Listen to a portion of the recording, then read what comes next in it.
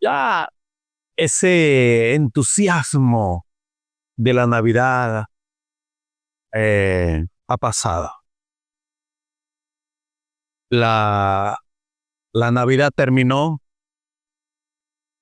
en algunos lugares de Venezuela donde se hacen pesebres.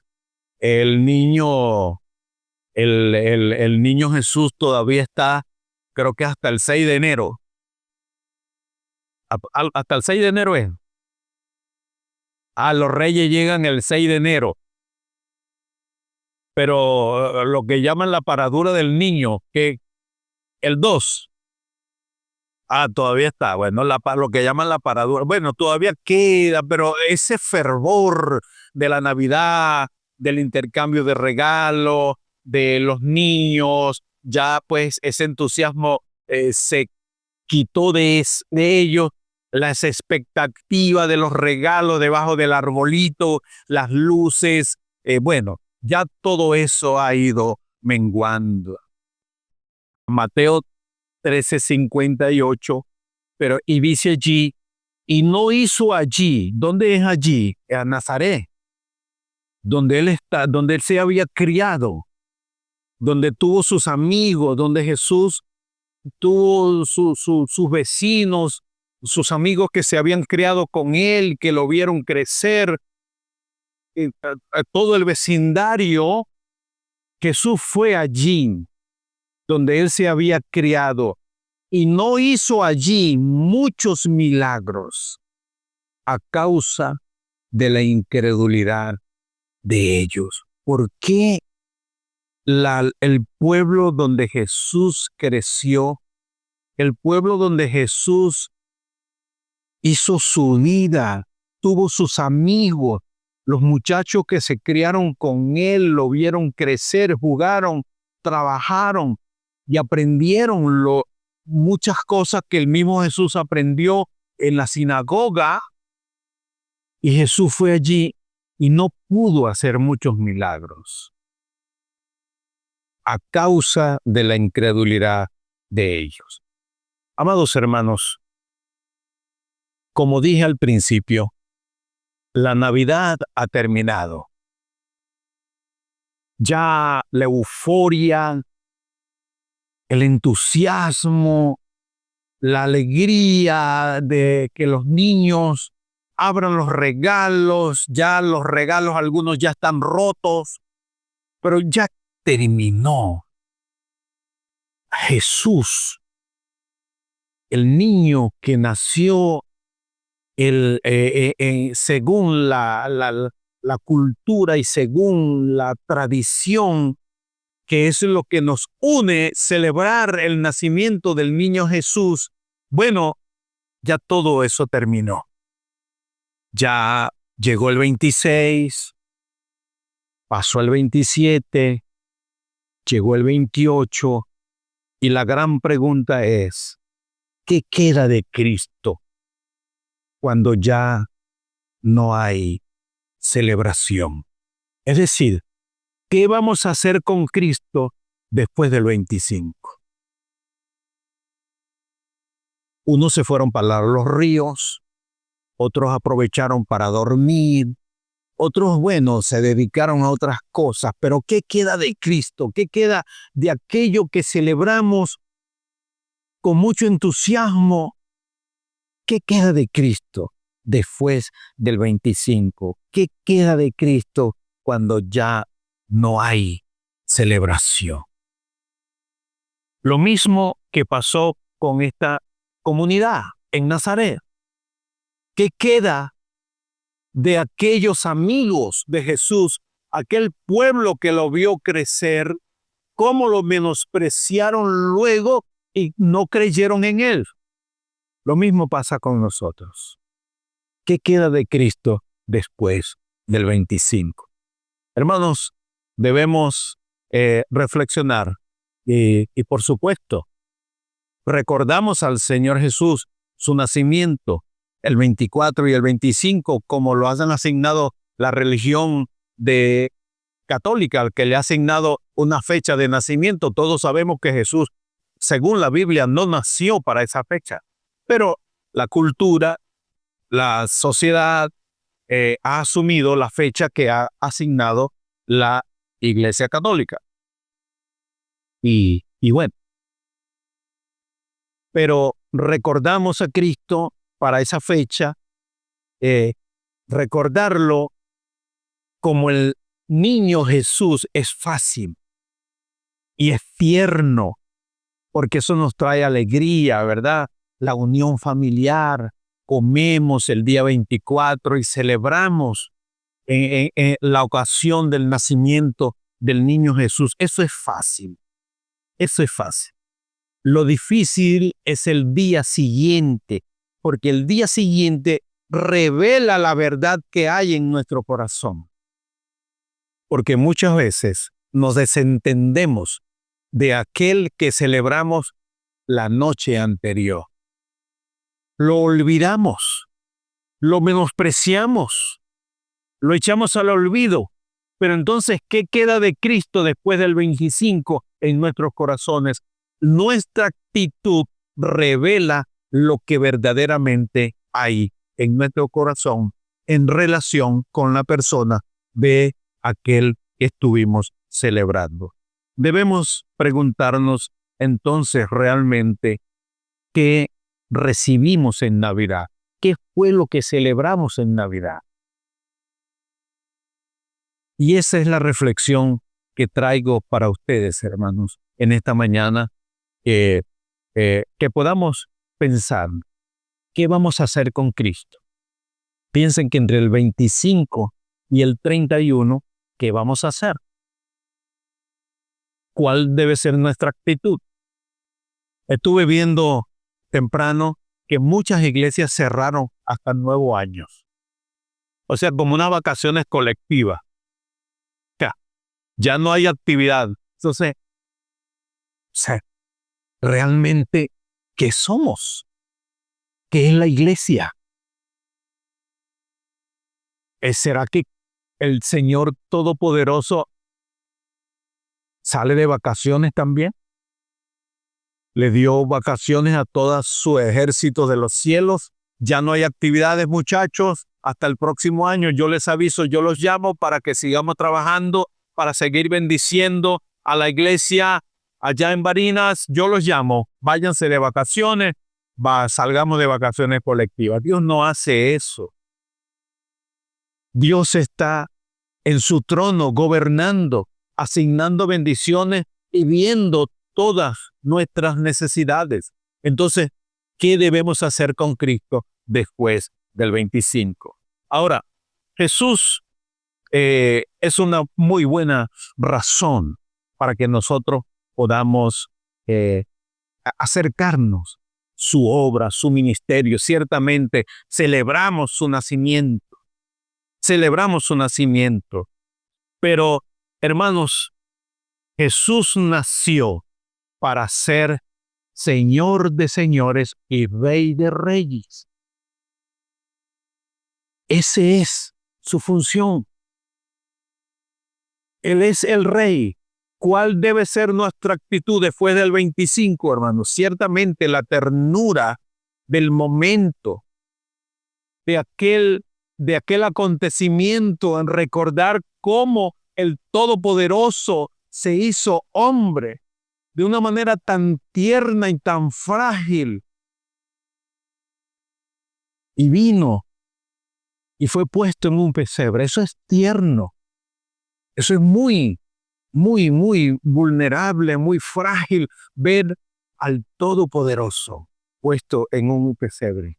Pero Él creció, Él se hizo hombre, vimos su gloria. ¿Qué fue lo que pasó con Nazaret, que lo vio crecer? No pudo hacer muchos milagros allí, porque la duda, la incredulidad. Por eso es muy importante, hermanos, que nosotros revisemos la actitud de nuestro corazón. ¿Qué vamos a hacer con Cristo después del 25? ¿Quedó en el pesebre? No, Él creció, se hizo fuerte, poderoso, entendió el propósito, su ministerio, comenzó a predicar, difundió su mensaje por toda Israel. Pero la actitud del corazón de la gente va a determinar, hermanos, la bendición que va a acoger a esa familia con respecto a la forma como cada familia asume o cada persona asume a Jesucristo. Hermanos, ¿qué lugar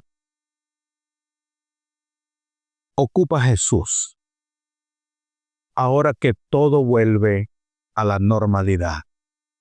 ¿Es un bebé que quedó allá? ¿O es el Rey de Reyes quien es soberano y gobierna nuestra vida? ¿Quién es Jesús para ti? Eso es lo que nosotros debemos definir, porque la fe verdadera, escuche bien, hermano, la fe verdadera se mide por la obediencia que nosotros le brindemos al Rey de Reyes. Eso es lo que vale la fe verdadera. Muchos adoran al niño en el pesebre. Muchos lo adoran, pero la gran mayoría rechazan al Rey que pide obediencia. Jesús es el Rey y Él pide obediencia de parte de nosotros, que hagamos sus mandamientos, que cumplamos su palabra, que vivamos para obedecerle y para que nosotros podamos entender que fuimos redimidos con un propósito. Adorar al niño en el pesebre, hermanos, es muy atractivo y muy enternecedor. Ciertamente, es muy atractivo y muy tierno. Enseña humildad, enseña amor, ternura, pero eso no exige obediencia. Un niño no exige obediencia. El niño en el pesebre es fácil adorarlo porque no exige obediencia. Ahora, Jesús ya ha hecho Rey y Señor, ya ha hecho toda su obra completa, hecho ya Rey y soberano. Él ahora demanda obediencia porque Él nos enseñó a vivir. Él trazó un estilo de vida para nosotros. Por lo tanto, Él demanda obediencia de nosotros. Como Rey, Él pide que nosotros le reconozcamos, que nosotros podamos vivir ciertamente para Él, bajo sus designios, bajo su soberanía, bajo su autoridad, porque Él es el Rey de Reyes y Señor de señores. Ahora, hermanos, amados, para ir finalizando esta reflexión, la palabra de Dios nos muestra que Jesús, entre las tantas cosas que Él enseñó, Él dijo que nosotros debemos dejar nuestro estilo de vida. Si alguno quiere venir en pos de mí, ¿qué dice? Niéguese a sí mismo y tome su cruz y siga. Esa es la demanda del Rey de Reyes. Esa es la demanda que no estaba en el pesebre, porque el pesebre no demanda obediencia.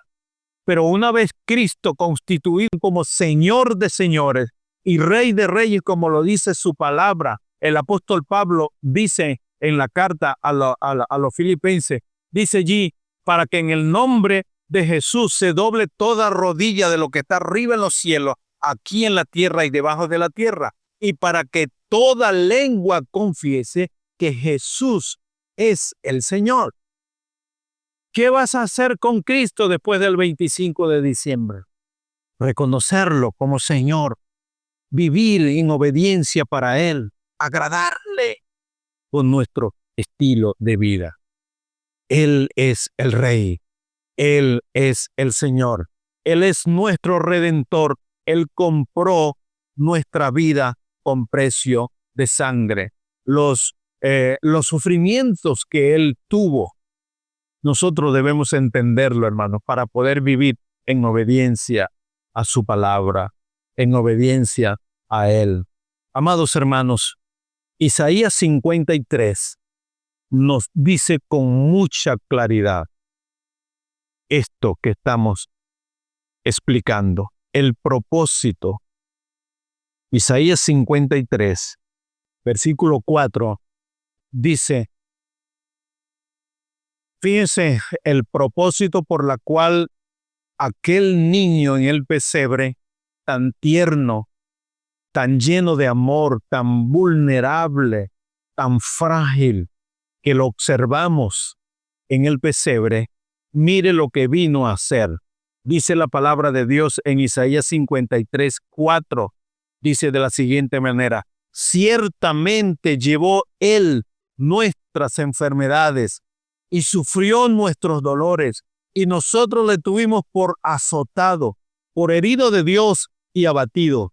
Mas Él herido fue por nuestras rebeliones, molido por nuestros pecados. El castigo de nuestra paz fue sobre Él, y por su llaga fuimos nosotros curados. ¿Cómo cambia el panorama? ¿Qué vamos a hacer con Cristo después del 25 de diciembre? Esto. Entender que para esto vino aquel niño que estaba en el pesebre. Aquel bebé tan tierno. Toda la gloria de Dios en ternura estaba en el pesebre. Era para esto. Porque Él vino a cumplir la redención que Dios ya tenía planeada desde antes de la fundación del mundo. Hermanos, Jesús, sus sufrimientos, su dolor, todo lo que Él sufrió, Él se identifica con nuestro dolor. Él se identifica con todo nuestro padecimiento, porque todo lo nuestro fue cargado sobre Él en la cruz del Calvario. Los sufrimientos y padecimientos, todo lo que nosotros podemos pensar que llevó Jesús en la cruz del Calvario, hermanos, eso estaba contenido aún desde su nacimiento. Él sabía que para esto había venido. Esto, hermanos, eso sencillamente era el vislumbre del propósito por la cual Jesucristo había venido. Cuando Jesús fue rechazado, que no hubo lugar para Él en el mesón, desde allí Él comenzó a sufrir. Cuando lo rechazaron, cuando no le dieron lugar, no hubo lugar para Él. Desde allí comenzaron su sufrimiento por usted y por mí. El rechazo. Por eso Jesús se identifica con nosotros. Por eso Jesús se acerca con amor para con nosotros. Y por eso, hermanos, nosotros debemos entender que después de las fiestas del 25, 24 y 25 de diciembre, ¿qué vamos a hacer con Jesucristo? Hermanos, es apegarnos a su amor, reconocer con mucho humildad que Jesús vino a sufrir por nosotros y para darnos vida y vida en abundancia. Hermanos, yo te animo a que te rindas, que tú puedas reconocer con mucha humildad que todo lo que hoy tenemos, esta salvación, esta vida, todas estas bendiciones que hemos experimentado durante todo este año, todo esto, hermanos, debemos entender que vino por la gracia del Señor. Cristo lo hizo. Así que yo te animo a que te rindas tu vida a aquel que se identificó contigo en tu dolor, que Él perdonó tu pecado y te asignó vida y vida en abundancia. Pablo, en su carta a Colosenses, el capítulo 2, versículo 6 y versículo 7, lo dice de una manera muy clara. Dice, por tanto, de la manera que habéis recibido al Señor Jesucristo, andad en él. De la manera, por tanto, el versículo 6, por tanto, de la manera que habéis recibido al Señor Jesús, andad en él. ¿Qué significa de la manera que hemos recibido al Señor Jesús? Hermanos, es el concepto, es la idea, es la claridad que tú tienes. ¿Quién es Jesús para ti? ¿Es el niño que se quedó el 25 de diciembre en el pesebre? ¿O es el Rey de Reyes, el Señor de Señores que reina eternamente y para siempre? Lo hemos recibido como el don de Dios, pero Él es el Rey de nuestra vida. Amén. Él es el Rey. Jesucristo es nuestro Rey. Así que te animo que no pierdas esa perspectiva